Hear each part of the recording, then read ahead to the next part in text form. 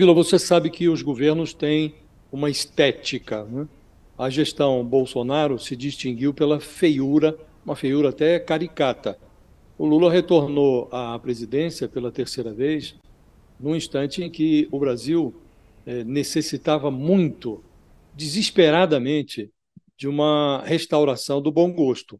Na área externa, o discurso na Assembleia Geral das Nações Unidas funciona como um fechamento de um ciclo inaugural no qual o Lula se autoimpôs a tarefa de livrar o Brasil da pecha de pária mundial, da qual o Bolsonaro se orgulhava. Então, houve um extraordinário ganho estético. E eu acho que isso não é pouca coisa, é muita coisa. Então, o Brasil deixou de ser representado na principal vitrine da diplomacia mundial por uma caricatura que envergonhava o país. Esse foi o maior ganho do discurso do Lula, um ganho estético. E o Lula deu alguma lógica ao seu projeto. Ele fez referência a todos os investimentos que o mobilizaram na área externa nesses primeiros 9 meses de governo. Ele mencionou o BRICS, apresentando o grupo como resultado de uma inação da comunidade internacional para reorganizar a governança do mundo. Ele mencionou a perspectiva de que o Brasil assumirá agora, em dezembro, a presidência temporária do G20, disse quais são as balizas, o projeto dele à frente desse grupo e listou ali, ele fez uma referência às suas prioridades, né? Acho que ele incluiu adequadamente a questão ambiental no seu discurso, é, fez referência ao fato de que o Brasil tem a pretensão de fazer a diferença nessa área ambiental, fez referência de novo a um investimento do Brasil nesses primeiros meses, que foi uma tentativa de dar voz aos países que têm presença na Amazônia, sob a liderança do Lula, reuniram-se em Belém Mas ele não os apresentou países metas, né, amazônicos, ô Josias, que a gente estava nessa não expectativa. apresentou metas. Nessa parte do meio ambiente, ele falou sobre o desmatamento, né, uma queda de 48% no desmatamento da Amazônia. Ele falou, já temos números a mostrar, né, nesses 8 primeiros meses de governo. E aí fez a cobrança do dinheiro, que até agora que ele falou, ficou só na promessa até agora, né? No entanto, ele não apresentou metas. A Sônia Guajajara tinha falado pra gente ontem, né, Sakamoto, que possivelmente ele poderia apresentar metas ali, mas não foi apresentada metas, né? Acho que é para o Josias? Pode falar, Josias, conclui aí. Eu cortei o Josias e fiz uma bagunça aqui na transmissão. Vai lá, Josias. Não, do ponto de vista ambiental, então, o Lula ele conseguiu inserir o tema no seu discurso adequadamente, não fez menção a metas. Agora, por que ele se referiu a esse tema adequadamente? Porque ele primeiro se credencia, ele diz que reuniu os países que têm presença física na Amazônia, fez referência a uma ligação desses países com outros países que ainda têm florestas tropicais no mundo, e apresentou as suas credenciais. Olha, em 9 meses a gente reduziu o desmatamento na Amazônia em quase 50%, em mais de 40%. E fez a tradicional cobrança. No Acordo de Paris, ficou acertado que os países desenvolvidos despejariam 100 bilhões de dólares anualmente nos países em desenvolvimento para que eles zelassem por florestas que a Europa, os Estados Unidos já não têm para zelar. Então, ele fez a cobrança, antes de cobrar, apresentou as suas credenciais. Olha, substituí aqui um governo negacionista e estou apresentando já resultados nos primeiros meses de governo. Agora tenho autoridade para cobrar. O que eu acho que peca o discurso do Lula é que ele dilui essa pregação ambiental, que é hoje o principal ativo do Brasil, numa série de outros temas que, a despeito da relevância, não tem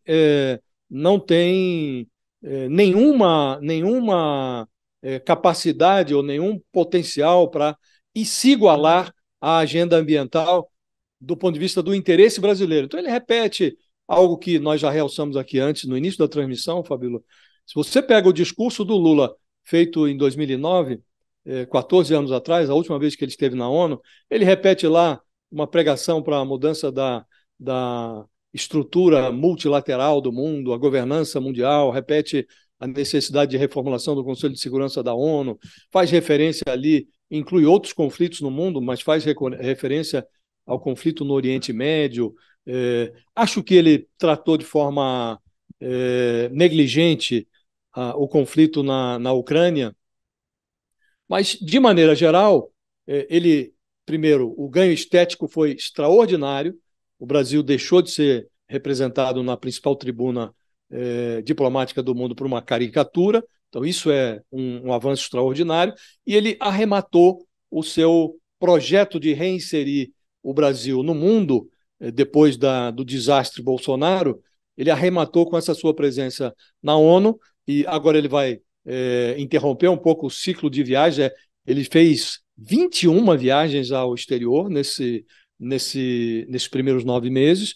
Agora vai fazer uma cirurgia de volta ao Brasil, vai resolver ali alguns problemas domésticos, fará uma cirurgia que o retirará de circulação por algum tempo. Agora, acho que ele arremata, Fabíola, adequadamente esse ciclo inicial. E ele conseguiu, em 9 meses, reconstruir o que o Bolsonaro tinha destruído em 4 anos. E acho que ele diluiu demais o discurso ambiental, mas não deixou de apresentar a credencial brasileira nessa área. Então, é aquilo que a gente esperava, né? Primeiro que o discurso do Lula põe fim a um ciclo de vexames do Brasil na ONU, que foi a era Bolsonaro. Né? A prova disso é que o Lula defendeu a redução da desigualdade global, enquanto o Bolsonaro ficou marcado por defender cloroquina, um remédio que não funciona para o tratamento da Covid, né? E através da qual ele acabou contribuindo com a morte de muita gente aqui no Brasil. Né? Ele é interessante aquela coisa, né? Eu acho que eu ressalto essa frase mesmo que você mesmo colocou, Fabiola: nosso país está de volta, né? E é aquela coisa, sabe, independentemente da orientação ideológica de um governante quer conversar com outro governante de igual, ele quer. Países não têm amigos, países têm interesses, isso é muito claro nas relações internacionais. Agora, era muito difícil você fazer negociação, você dialogar com um país que era governado por Jair Bolsonaro, independentemente se você era de direita ou você é um governante de direita ou um governante de esquerda. Então, o retorno de Lula significou o retorno à normalidade democrática, inclusive nas relações internacionais. Prova disso é o discurso da ONU, na qual eu faço minhas palavras do Josias, né? Essa estética do discurso, ela é excelente, que a gente tenha retornado a essa normalidade democrática, em que o presidente da República não fale de cloroquina, não coloque a culpa em indígenas pelas queimadas na Amazônia, não fique falando bobagens, né, absurdas, né, e fazendo com que o país passe vergonha. E aquilo até que eu comentei, né, enquanto estava no discurso, estava falando com jornalistas estrangeiros que cobrem o ONU, né, que eu tenho contato, e também com diplomatas, né, de missões brasileiras fora, e todo mundo falou, ufa, né, é uma sensação de alívio, é uma sensação de volta democrática que vai de encontro às piadinhas ou os comentários jocosos de piedade que a gente tinha que sofrer, receber na época do Jair Bolsonaro, né? Então eu acho que tem alguns pontos que dá para destacar, né? Eu acho que a questão das mudanças climáticas, concordo com o José, ele poderia ter ido mais, mas ele deixou claro, falou que as mudanças climáticas bate às nossas portas, destrói nossas cidades, mata, impõe perdas, sobretudo aos mais pobres. E ao sul global, o principal afetado, né? Os países, né, insulares já estão desaparecendo por conta disso. Outros países, como a Líbia, acabaram com milhares de mortes agora por conta de uma tempestade que está inegavelmente ligada a eventos climáticos. E ele falou da necessidade de vencer a resignação. E esse acho que é um ponto, porque boa parte das medidas de combate a mudanças climáticas estão paradas exatamente por conta dessa resignação. Ele trouxe a desigualdade para o centro da discussão, e eu acho que é bem interessante. É um país com muita desigualdade, o Brasil campeão de desigualdade. Ele até fala da importância de taxar os ricos para ajudar os pobres, mas ele trouxe a desigualdade para isso, e não só para dentro dos países, mas também ele trouxe a importância de combater a desigualdade das próprias Nações Unidas. Ele falou que quando as instituições reproduzem as desigualdades, elas fazem parte do problema, não das soluções. E aí ele criticou a forma como as decisões são tomadas em organizações econômicas, o protecionismo dos países econômicos, fala que tem uma dissonância de vozes entre mercados e ruas, e falou que defendeu a necessidade de retomar os valores que levaram à fundação da ONU no pós-guerra, né? E não é à toa que ele citou o brasileiro Sérgio Vieira de Mello, alto funcionário da ONU, que tinha comandado a área de direitos humanos da ONU e que estava à frente da missão da ONU em Bagdá quando sofreu um atentado terrorista há 20 anos, né? Ele relembra dessa forma uma época em que o Brasil tinha uma ascendência no sistema das Nações Unidas. E também ele não deixa de citar a Ucrânia, né? O Volodymyr Zelensky estava na plateia, Joe Biden também, que era o próximo a falar. Só que ele não fala da Ucrânia só pela Ucrânia, ele contextualiza, ele fala de outros conflitos em curso no mundo. Ele fala do conflito da Palestina, fala do Iêmen, fala do Gabão, fala do Sudão Sul. Ele fala de uma série de outros conflitos que também matam, e às vezes matam, sem querer fazer comparação de mortes, pelo amor de Deus, mas matam muito mais até do que o conflito russo-ucraniano, né? E aí ele fala, mas ele deixa bem claro que a guerra na Ucrânia escancara a nossa capacidade coletiva de fazer valer os propósitos e princípios da Carta da ONU. Criticou o Conselho de Segurança, né? Falou que os membros vêm travando guerras por expansão territorial, uma clara referência à Rússia, ou por mudança de regimes, também uma clara referência aos Estados Unidos, né? Ele fala ele deixa clara a soberania do Brasil sobre a maior floresta tropical do mundo, ele tenta se colocar nessa posição de liderança, né?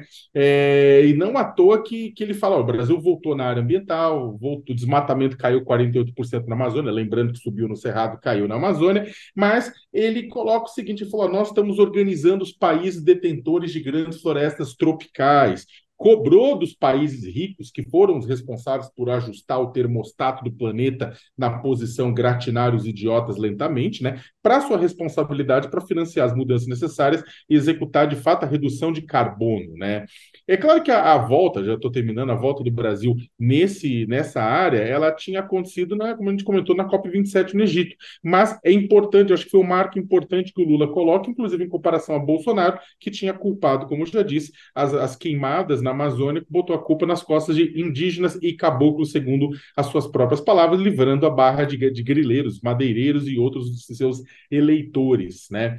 E aí, como era esperado, havia uma necessidade, o Lula citou a necessidade de proteger a democracia no mundo, principalmente depois do 8 de janeiro no Brasil, falou que a democracia garantiu que superássemos o ódio, a esperança venceu o medo, mas também criticou aventureiros de extrema-direita, que é uma clara referência a Jair, a Trump e companhia limitada, né?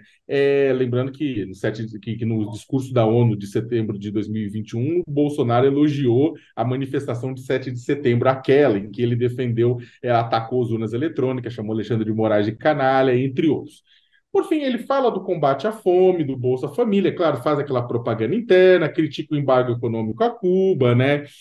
Joga isso nesse processo. Como eu falei, ele faz uma citação à questão dos aplicativos, trabalhadores de aplicativos. Ele fala aplicativos e plataformas não devem abolir leis trabalhistas, né? Que isso acontece, isso é um ponto novo, né? Em nenhum outro discurso dele ele citou isso, e provavelmente nenhum outro mandatário está citando isso, porque vem dentro desse esforço que ele e o Biden vão assinar um acordo para tentar melhorar, garantir trabalho decente, melhorar trabalhadores nessas áreas. Então essa citação não é à toa, né? Essa citação foi colocada lá, a influência do Luiz Marinho e tudo isso mais, né? E aí, gente, aquela coisa, né? O Brasil deu as costas durante 4 anos para nossa tradição de diplomacia independente, foco multilateral, né? Voltando para o próprio umbigo, né? E aí o interessante é que nos 9 primeiros anos do mês do ano, como o Josias bem colocou, o Brasil retorna esse processo, o Lula mais de 2 dezenas de viagens, e aí teve como consequência o aumento do gasto no cartão corporativo. É claro que todo cartão corporativo deve ser gastado com muita parcimônia, mas era óbvio que com o aumento de viagens internacionais, o cartão corporativo também crescesse. O bolsonarismo está totalmente ressentido, falando que é um absurdo, que o Bolsonaro gastou em coisas muito mais úteis. Vamos lembrar, 4,7 milhões só em feriados, jet ski na praia e motocicletas, né? E tem muita crítica, fala, não, para que o Brasil precisa gastar tudo isso com o mundo? Os bolsonaristas na rede social. Bem, é muita jequice perguntar. Olha, o discurso tem alguns pontos muito positivos. Então, o primeiro deles que eu destacaria é o fato, sim, de reconhecer que a desigualdade está no centro de grande parte dos problemas mundiais. Então, você sim tem ali um reconhecimento muito claro, muito, eu diria até didático, de como a desigualdade, sim, tem um impacto, inclusive, na insegurança do planeta. Ali um ponto positivo. Um outro ponto muito positivo, toda a denúncia da hipocrisia internacional, algo que, na verdade, qualquer um que passe aqui pela ONU sabe muito bem, né, Léo? Gastos absurdos com armas e falta de recursos para desenvolvimento, por exemplo. Um outro ponto também dessa hipocrisia internacional, um foco exagerado em alguns conflitos, exagerado não porque essas pessoas não mereçam, mas porque, ao mesmo tempo, outros conflitos pelo mundo são abandonados. E aí, Haiti, Mali, Guatemala, Lula fez uma lista ali muito, eu diria, muito importante, porque justamente são crises que no mundo inteiro geram milhões de deslocados, de refugiados, de famintos e de mortos, e não estão, basicamente, no foco da atenção internacional. Outro ponto positivo, certamente. Agora, é um mundo em guerra. E neste mundo em guerra, o que o Lula fez foi tentar se equilibrar. Né? E ao tentar se equilibrar, obviamente, essa é a grande pergunta a ser feita para as delegações estrangeiras, como é que reagiram diante do fato de que, por exemplo, não houve uma condenação explícita à invasão russa sobre a Ucrânia. Então, essa condenação não houve. O que houve, sim, foi uma condenação à guerra, certamente, à incapacidade de chegar à paz, certamente. Agora, vamos ver aí qual vai ser a repercussão do fato de que, obviamente, a Carta das Nações Unidas, que neste ponto foi rasgada, não houve uma denúncia, vamos dizer assim, clara.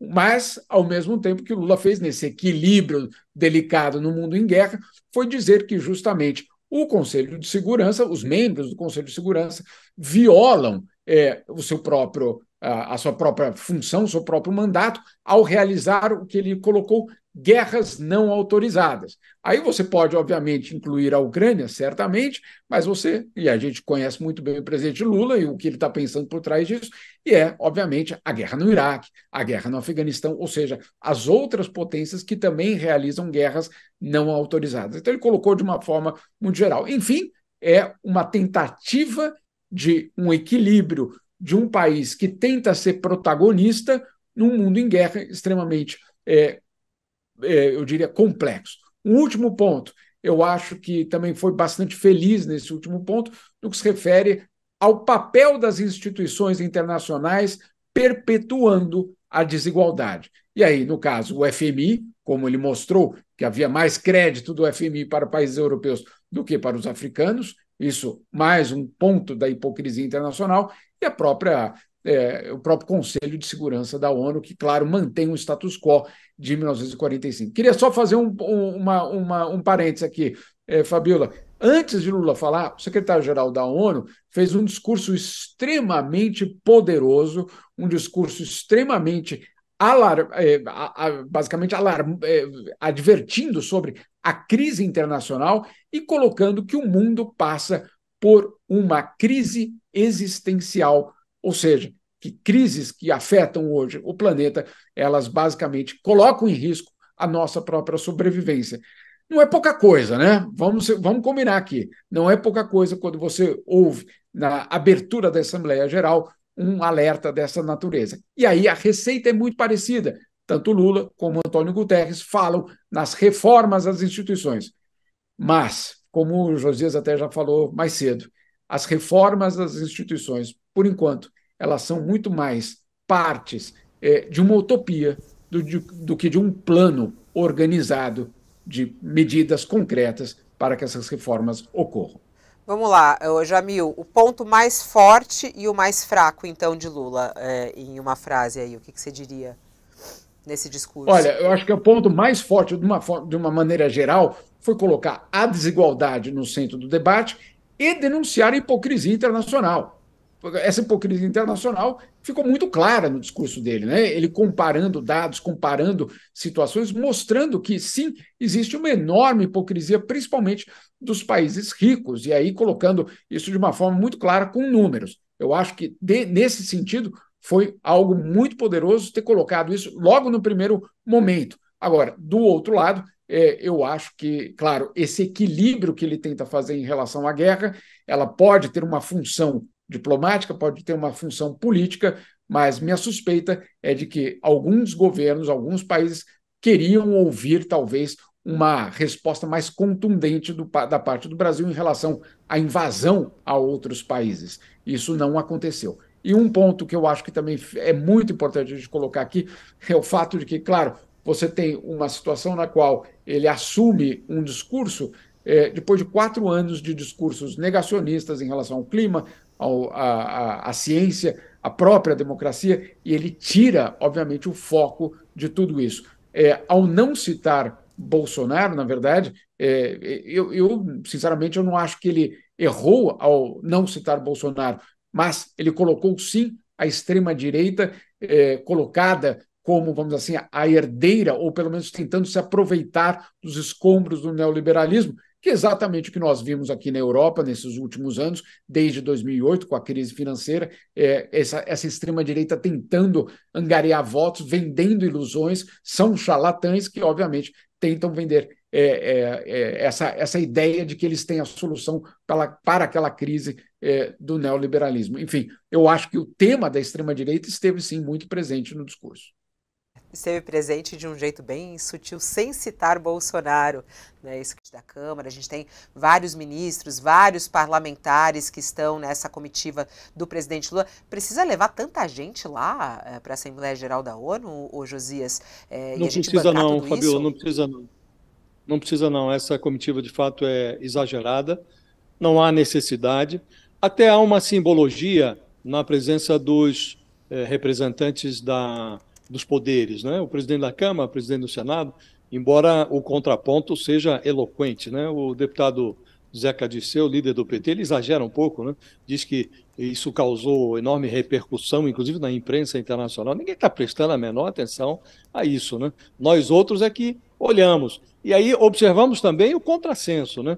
Se você lembra do papel, Fabiola, do Arthur Lira no governo Bolsonaro, o Arthur Lira é responsável pela sobrevivência da precariedade do Bolsonaro. Foi o Arthur Lira que engavetou mais de 140 pedidos de impeachment, alguns deles muito bem fundamentados, contra o Bolsonaro. Ele estimulou as maluquices do Bolsonaro ao extremo, levou o bolsonarismo às fronteiras do paroxismo.